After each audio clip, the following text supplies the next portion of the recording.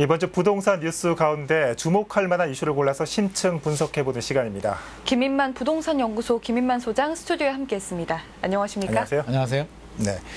추석 끝났는데도 이 부동산 시장 여기가 뜨거운 것 같습니다. 네. 어떤 이슈가 있었습니까? 일단 우리가 거래량을 한번 살펴볼 필요는 있습니다. 9월 셋째 주 통계를 보면 소폭, 변동폭이 소폭 하락을 했는데 이게 네. 하락은 아니고요. 상승폭이 약간 둔화가 됐거든요. 그래서 수도권 같은 경우는 이제 0.4%에서 0.38%, 서울 같은 경우는 0.2에서 뭐 0.21에서 0.2%로 소폭 상승이 둔화가 됐는데 이걸 가지고 우리가 뭐 하락이다 이렇게 말씀하기는 그렇고요. 추석 연휴 기간에 거래량이 좀 줄어들었잖아요. 그래서 아마도 상승이 둔화된 게 아니고 추석 영향으로 잠깐 숨고르기가 들어간 것 같고요. 지금 글로벌적으로 보면 중국도 흥다그룹 때문에 집값이 떨어지고 있고요. 호주도 떨어지는데 지금 이야기 나오는 게 왜 유독 한국 부동산 시장만 이렇게 안 꺾이고 언제 고점을 찍을 것인가가 지금 굉장히 관심 대상이 되고 있습니다. 예, 이 한국 부동산 시장 언제 꺾일까 이게 좀 이슈긴 한데 자, 오늘은 좀 다른 이슈를 좀 다뤄보도록 하겠습니다.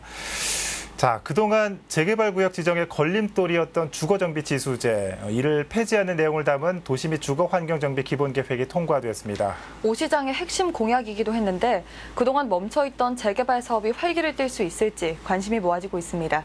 영상을 보고 나서 소장님과 이야기 나눠보겠습니다. 박원순 전 서울시장 재직 당시인 2015년도에 도입된 주거정비 지수제. 서울에서 재개발 사업을 하려면 주민 동의율과 함께 건물 연면적 노후도에 대한 일정 점수를 충족해야 합니다. 하지만 이 과정이 까다로워 지난 6년여간 재개발 구역 지정을 어렵게 했던 주요 원인 중에 하나였습니다. 오세훈 서울시장의 핵심 공약이었던 주거정비 지수제 폐지가 확정됐습니다. 서울시는 이를 골자로 한 도시 및 주거환경정비 기본계획 변경안이 서울시 도계위를 통과했다고 밝혔습니다. 확정된 변경안에 따르면 2015년 도입된 주거정비 지수제는 폐지돼 법적 지정 요건만 충족하면 됩니다. 또 신속통합기획 전면 도입으로 구역 지정 소요 기간이 기존 5년에서 2년 이내로 단축됩니다. 주민 동의율 확인 절차는 기존 3단계 중 사전 타당성 조사가 빠져 2단계로 줄어듭니다. 단 사전 검토 요청 단계에서 동의율 기준은 기존 10%에서 30%로 높아집니다. 이를 통해 뉴타운 해제 지역과 도시재생지 등 낙후 지역의 재개발에 속도가 붙을 전망. 서울시는 기본계획이 도계위를 통과함에 따라 기본 변경 고시를 하고 이를 적용하는 첫 민간 재개발 후보지를 공모할 예정입니다. 딜라이브 서울 경기 케이블 TV 박용입니다. 네, 일단 영상에 나왔던 주거정비 지수제가 뭔지 설명 좀 해주시고요. 또 오세훈 시장이 왜 이 주거정비 지수제 폐지를 추진해 왔는지도 설명 좀 해주시죠. 일단 그 6대 방안이 나왔습니다. 오세훈 서울시장께서 이제 재개발 공급 물량 확대를 위해서 6개를 폐지하겠다라고 했는데요. 가장 핵심이 주거정비 지수제입니다. 나머지는 뭐 신속기간 뭐 해서 기획으로 해가지고 5년에서 2년으로 단축을 시키고 새로운 구역을 지정하고 일반적인 내용인데 이게 좀 생소해요. 이게 도대체 뭐냐, 뭐 주거정비 지수제가 뭐냐라고 하는데 박원순 서울시장 시절에 생겼는데 노후도 연면적 기준을 이제 있었는데 이걸 뭐 완화시켜준다라고 하는데 느낌이 잘 안 오잖아요. 그래서 제가 좀 예를 들어서 설명을 드리겠습니다. 연면적이 뭐냐면은 예를 들어서 5층 건물이 있으면 바닥 면적이 이제 건축 면적이 100평이라고 하면 5층이면 500평이 되잖아요. 이 500평이 연면적이 되는데 한번 보자고요. 그러면 5개 건물이 1층짜리 건물이 4개가 있고요. 한 개 건물은 5층짜리입니다. 그럼 1층짜리 건물은 100평이 되겠죠.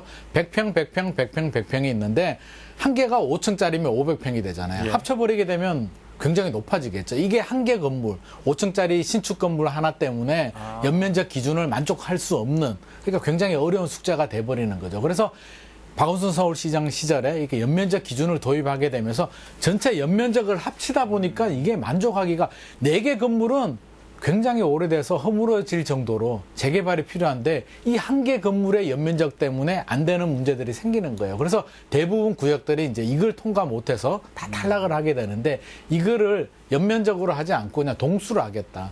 5개 건물이 있는데 한 개 건물이 5층짜리라도 4개 건물이 예를 들어서 노후도가 심각하게 되면 이제 재개발을 할 수 있게 해주겠다라고 이제 이렇게 변경을 한 거죠. 그래서 굉장히 상징성이 있고요. 대못을 뽑았다라는 표현을 할 정도로 속도를 빨리 할 수 있는. 그러니까 이제 꽉 막혀 있는 재개발 구역을 좀 숨통이 좀 튈 수 있다? 이렇게 이해할 수 있을 것 같습니다.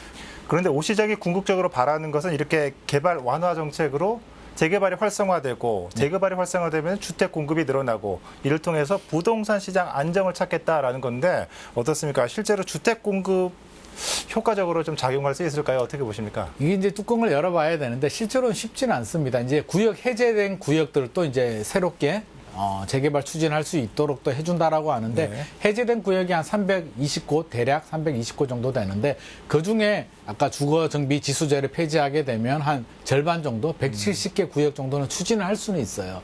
추진을 할 수는 있는데 추진을 하더라도 아무리 패스트트랙을 하더라도 10년 이상의 시간이 걸리고요. 그래서 당장 많은 공급 물량이 나오기는 어렵고요. 서울시에서 아무리 도와준다고 하더라도 170개가 동시에 될 수는 없고요. 제가 볼 때는 잘해야 한 20개, 20 몇 개 정도 추진이 될 것이거든요. 그러면 결국에는 내년에 이제 지방선거도 있겠지만 차기 서울시장, 차차기 서울시장까지 일관성 있게 이 정책이 이어져야 되는데 만약에 다음 서울시장이 누가 될지는 모르겠지만 차차기 서울시장이 일관성 있는 정책을 해주지 않는다면 그냥 시범단지, 시범지구 지정된 곳으로만 끝날 가능성도 있어서 이게 실제로 30만 호까지 안 될 가능성도 있고요. 계획처럼 되더라도 30만 호 쉽지 않고 계획처럼 될 가능성도 제가 볼 때는 좀 지켜봐야 될 것 같아요. 내년 지방선거 어떻게 나올지 한번 봐야 될 것 같습니다. 말씀하신 대로 뭐 재개발이 우선은 도시재생지나 뭐 강북 지역, 뉴타운 해제 지역을 중심으로 많은 관심을 가지고 있는데 네. 어떤 결과가 나올지는 좀 지켜봐야 될 것 같습니다. 자, 계속해서 다음 이슈를 살펴보도록 하겠습니다. 서울에서 주택을 구매한 20대와 30대의 절반 이상이 갭 투자를 한 것으로 나타났습니다. 부동산 시장의 불안감으로 인해 어떻게든 집을 마련하려는 심리가 수치로 나타난 겁니다. 영상을 보고 나서 얘기 나눠보겠습니다. 최근 1년여간 서울에서 집을 산 20대와 30대의 절반 이상은 전세를 끼고 매입하는 갭 투자였습니다. 국회 천준호 의원이 지난해 3월부터 올 7월까지 서울의 부동산 매매 자급 조달 계획서를 분석한 결과를 보면 이 기간 동안 서울의 주택을 구매한 만 39세 이하 매수자 6만 4,185명 가운데 기존 임대보증금을 승계한 비율, 즉 갭 투자로 주택을 구매한 비율은 30대가 49%, 20대는 70%를 넘었습니다. 같은 기간 서울에서 주택을 사기 위해 투입된 금액은 총 155조 원이고 서울의 주택 평균 매수가는 7억 9,900만 원으로 나타났습니다. 전 연령대에서 가장 많은 집을 산 것은 30대이며 이들이 구매한 주택의 평균 가격은 7억 4,100만 원이었습니다. 실거주 요건을 강화하고 있지만 계속되는 집값 폭등과 대출 제한 등으로 인한 불안 심리가 20, 30대의 갭 투자를 이끌었다는 분석. 전 의원은 무리한 갭 투자를 막기 위해서는 내 집 마련이 더 어려워질 것이라는 불안 심리를 잠재워야 한다며 정부의 공급 대책이 차질 없이 진행되도록 지원할 것이라고 말했습니다. 딜라이브 서울 경기 케이블 TV 박용입니다. 네, 앞서 영상에서 보신 것처럼 서울에서 20, 30대가 무리하게 집을 사는 현상이 나타나고 있는데요. 먼저 시청자들을 위해서 갭 투자가 무엇인지 설명 좀 부탁드립니다. 우리가 갭 투자라고 하면 이제 전세 끼고 이제 집을 사는 건데 대한민국에는 전세 제도가 있습니다. 이게 네. 우리나라에만 있는 제도인데요. 뭐 이렇게 얘기하니까 누가 볼리비아에도 있다라고 하는데 제가 볼리비아까지는 잘 모르고 실제로 있더라고요. 볼리비아에도 전세 제도가 있는데 우리하고는 좀 다르고요. 이게 우리나라만의 제도인데 전세 제도가 금융학적으로 뭐냐면은 무이자 레버리지 역할을 해줍니다. 무이자 레버리지. 그러니까 전세를 끼고 10억짜리 집이 있습니다. 그럼 전세가 5억이면은 내 자기 자본을 5억만 투자하게 되면 5억 원은 은행에 가지 않아도 그냥 전세를 끼고 아파트를 사게 되면은 5억 원에 대해서 이자를 안 내잖아요. 그래서 내가 거주하지 않는 조건으로 전세를 낀 집을 사게 되면 5억 원에 대해서 무이자 대출을 받는 효과이기 때문에 굉장히 효율적이라고 해야 될까요? 주택 구매하는 데 있어서 굉장히 효과적인데 이게 우리나라가 나쁘게 말하면 좀 아파트 투기판, 투자판이 된 이유 배경 중에 가장 큰 원인이 전세에 있습니다. 상가, 토지 같은 경우는 전세가 없잖아요. 그러다 보니까 은행에서 100% 대출을 받지 않으면 굉장히 자금 마련이 어려운 부분인데 네. 아파트 같은 경우는 이게 갭 투자라고 하죠. 전세를 끼고 아파트를 사게 되면 내 자기 자본이 전세가율에 비해서 집값의 한 30에서 50% 정도의 자기 자본만 있으면 주택 구입을 할 수 있기 때문에 굉장히 층이 넓고요. 굉장히 다양하고 굉장히 효용도가 높잖아요. 내가 거주해도 되고 전세 끼고 집을 사뒀다가 오르면 좋고요. 안 올라도 내가 나중에 들어가도 되기 때문에 우리나라에서는 이게 갭 투자라고 하죠. 전세 제도가 전세를 끼고 투자하는 게 굉장히 일반화되고 있습니다.